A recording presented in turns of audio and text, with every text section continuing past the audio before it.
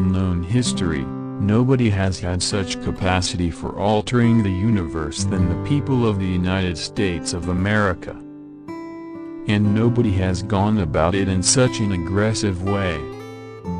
Buddhism has in it no idea of there being a moral law laid down by some kind of cosmic lawgiver. And although our bodies are bounded with skin, and we can differentiate between outside and inside, they cannot exist except in a certain kind of natural environment.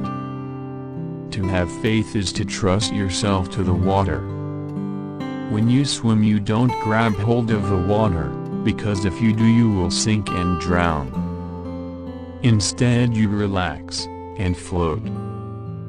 Things are as they are. Looking out into the universe at night, we make no comparisons between right and wrong stars, nor between well and badly arranged constellations. I owe my solitude to other people. We cannot be more sensitive to pleasure without being more sensitive to pain. No valid plans for the future can be made by those who have no capacity for living now. Never pretend to a love which you do not actually feel, for love is not ours to command. Trying to define yourself is like trying to bite your own teeth.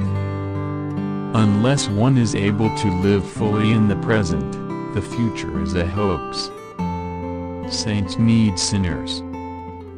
You are that vast thing that you see far, far off with great telescopes.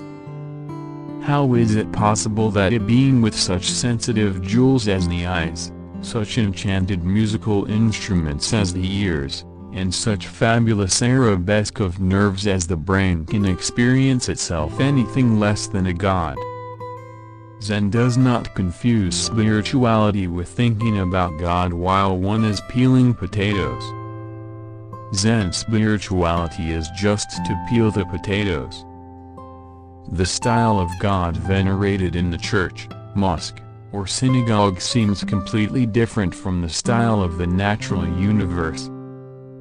A myth is an image in terms of which we try to make sense of the world. Religion is not a department of life, it is something that enters into the whole of it. Faith is a state of openness or trust. The religious idea of God cannot do full duty for the metaphysical infinity. What the devil is the point of surviving, going on living, when it's a drag? But you see, that's what people do.